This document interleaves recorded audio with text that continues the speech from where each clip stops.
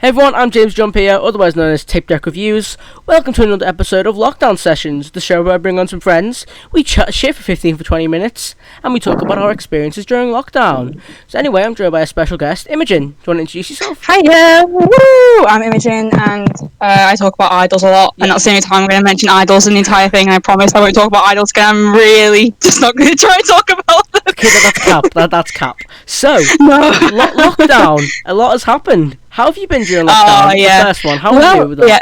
First one. Well, the first lockdown, I definitely feel like I rediscovered myself in a way. Well, I obviously needed to after. I feel like the start of first year of college was just like 4 to 5 months of just like, I don't know. I look back at it and go, you know what? At the time I was happy, and you know what? That's it. But I think lockdown, the original lockdown, not the sequel.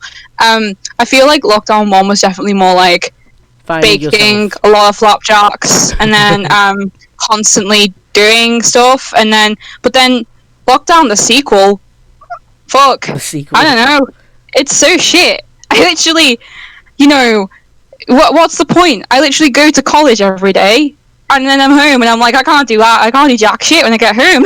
The sequel's always worse, like everything. Exactly. It's just like watching The Matrix Reloaded. It's like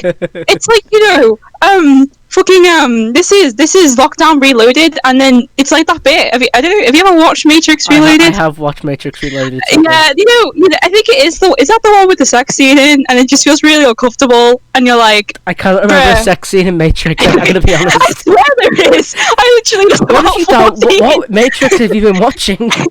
I swear to God, there is a sex scene in Matrix Reloaded, and I remember just being sat there and like, this is not the Matrix, bro. This is not what I'm watching right now, dude.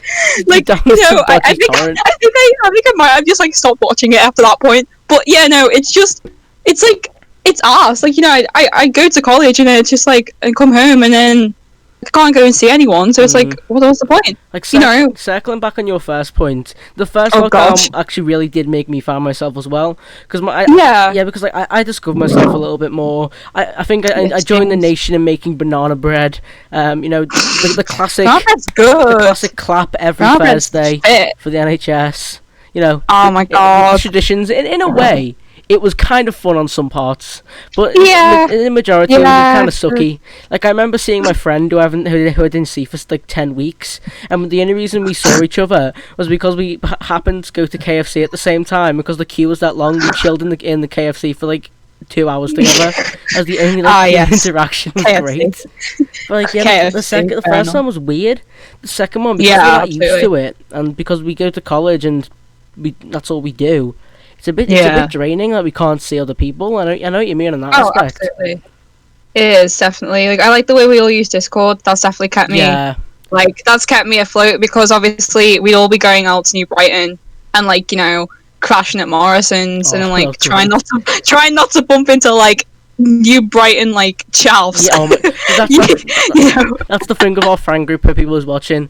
For August we just hung around New Brighton, but now we use Discord because it's helping us actually stay together. It's like friends. It's good to have a little routine. I said this in the last episode. Yeah, absolutely. Like, almost every episode about routine, because routine is a nice thing to have. I feel like that's what's keeping me somewhat sane during this lockdown. God, yeah, I know. I feel like there's some kind of sanity, like, in a way, but at the same time, going to college, I'm just like, no more. So, yeah, absolutely. Moving on, another thing keeping us sane, I reckon, is music, because even though there's no gigs, save our venues, there has been so many albums dropped, so many singles, like almost all my favourite singers have released covers or new singles or even full-on albums, and it's great. Go on, you can mention them once. Go on, say who dropped the album. So, well, it wasn't really in lockdown 2, it was just before lockdown, the sequel, Ultra Mono, by Idols. Okay, I'm not allowed to mention them again, but no, wonderful album, please listen to Idols, all of you. I've said this a million times before, please, what? I'm joking, I don't want to speak about Idols today, I want to speak about another band. I want to speak about a band called Shame, actually, who released They released their first album, Songs of Praise, in like 2018, and they just went dead for like a year and a half. Like everyone was like, where songs of praise to? I want songs, yeah. And then they were still like active and stuff. Like they were just, everyone was like, where's like the next album coming? And so like the other day they released a song, their second single, because Alphabet got released about a month and a half ago, called Water in the Well. Please stream Water in the Well, because their new album comes out, I think, in January. And someone on this fan group I'm in, someone went, yo, have you seen how similar it looks to, like, the Smiths' Queen is Dead? And everyone in the comments is just like, it looks nothing like it. What the fuck are you on about? The album cover is completely different. And it's just funny, because I'm in so many different fan groups for so many bands I listen to, and there's just so much beef between fan groups. Oh, I hate so fan funny. groups. They're so toxic. No, the only non-toxic one I've been in is the Frank Turner one, because it's like mainly 40-year-old women during like going through like that rediscovering life, and it's like the most least toxic group I'm in. But I know the indie group on Facebook I'm in. That is the most toxic thing I've ever been in. Like, it's like someone will say like, yo, this band's underrated, and everyone will be like, you're wrong. And then, or someone will say like something about like, I don't know, like Oasis, and that's what I saw. One of my favourite bands, the Lathums, or the Lathums, don't know how you say it. Someone said, have you heard the Lathums? They're really good. And someone put in the comments, I'll kick the specky twat of a singer. Like, they're just randomly bullying the singers for wearing glasses. Like, oh yeah, 100%. I mean, carnage. Exactly. So, any more like albums or singles released? Because I know one of our favourite singers, Vagabond. Oh yes. They released a single, Ain't Nice. Stream Ain't Nice. Yeah, Stream Ain't Nice, guys. Fucking banger. And they've got their album coming out. I know. Yeah, that's also coming out in January. Yeah. Loads are getting produced at the moment. I know almost every singer, it's been like a time for them to be writing songs. Like, local absolutely. And like big. So I've heard so many people like writing. This is like the biggest time they've been writing for, and they cannot wait to get back into the studio. So that means next year we're gonna have so many albums, so many gigs. It's gonna be electric. Oh my god! That's I know. I hope, for God's sake, like I had like a few like notifications come off my phone before, like, oh my god, 6 months until a gig, and I'm like, yeah, but in 6 months am I going to be able to stand at a gig? I know, like we talked about once, obviously. I'm still getting less hopeful for gigs returning, because there was an idea, wasn't there? Like they were going to possibly do it in November, and here we are mid-November, another fucking lockdown. Because there was a time, like a couple of months ago, but maybe a month or two ago, when we done that podcast, where people were having small gigs like in pens. But now, because like, on a rise, that's not possible. Pens, and if we look back on that podcast now, and we were to look and see what we said, I bet almost 90% of it's changed what's happened, because people, companies are still going under still, and because loads of places can't open still, it's getting worse. So that's a sad aspect. But music, the music still lives, which is great. Loads of people are making home producing. Like Frank Turner, he released a album with one of his lifelong friends. It was like a sequel to their first album, and it was all home produced, and half the songs are about lockdown, and it's great. But it's just nice to know that people are like home producing things to keep the music alive. I mean, do what you want. Yeah, it's a free world, I guess.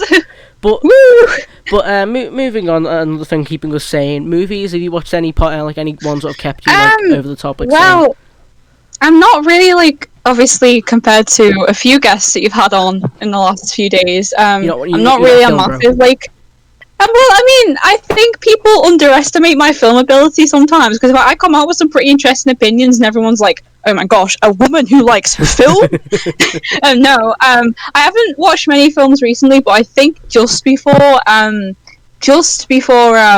lockdown, the sequel, I watched Pan's Labyrinth. Beautiful film. What a fucking beautiful film. And I remember I got given it as a Christmas present a few years ago. And I never watched it, and then I just remembered because all of you guys are studying it, so I was like, oh, I might watch this too. And I remember I sat there and I was like, why is it in Spanish? And then I was like, wait, it's meant to be in Spanish. I was like, have I got some kind of pirated copy? And I was like, wait, hold on, it's meant to be in Spanish. Bought from the pub or something. Yeah, or that guy who sells discs movies are meant to be released a year in the pub. Yeah, but I was so scared. If you want another good movie to watch, what we've been watching in film, City of God I'm not gonna get into it. I've heard that's really good. It's mind-boggling. I'm not gonna spoil it because it's fucked up. But yeah, it's a really good movie to watch. Like I watched a few over this second lockdown. The first lockdown, I think that was mainly TV shows. I know I binged so many. I think I rewatched Breaking Bad. I watched so many other ones, but like during this lockdown, I've like focused on movies, writing articles, producing podcasts, bettering myself as like a person and shit. Doing coursework, you know, college student. Oh my god, don't get me started about coursework. I'm doing coursework in all of my subjects, so I'm like literally, I am on the verge of probably having like some kind of mental breakdown, but it's okay because the college don't care about my mental health. Every session I've had on, someone badmouthed the college. I'm sorry. I'm sorry. No. It's a recurring theme now. It's a recurring theme. If someone breaks the cycle, I'm gonna be genuinely upset because everyone's badmouthed it so much. And I'm the ambassador as well. I mean, Comment on my TikTok. I'm gonna explain that story. Oh, I know. So yeah, that's on my TikTok and like, James, we found some stuff on there that doesn't really, appropriate.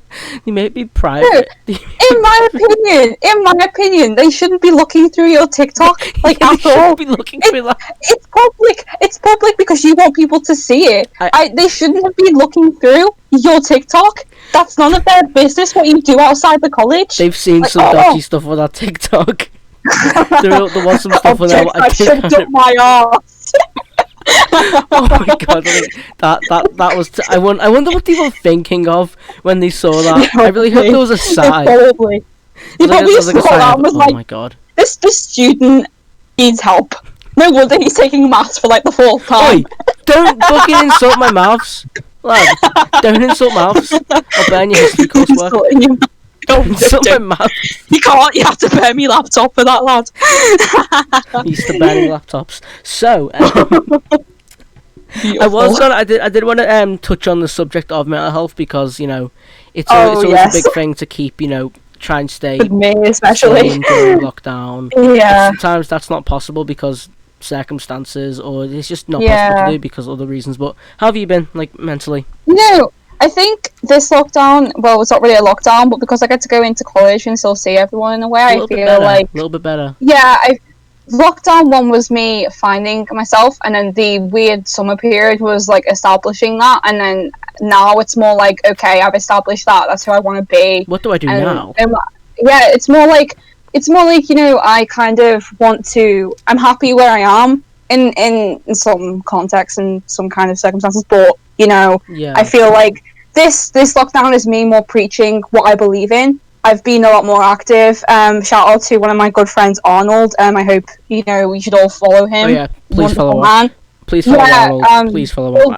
Hopefully James will link any of his stuff. But me and Arnold have got a lot planned, and I feel like using our voices is probably one of the most important things we can do at the moment, because in a time where we are restricted of what we can do, especially in like society, not society, fucking hell, I'm not saying society. In the world that we I'm not saying that. In the world we live in, I feel like we need to be preaching our beliefs and what we believe is right, and whoever the fuck doesn't agree with you, well, they don't matter. Just do what the fuck you want. Yeah. Life is a train, and it has so many different tracks. No. Life is a highway.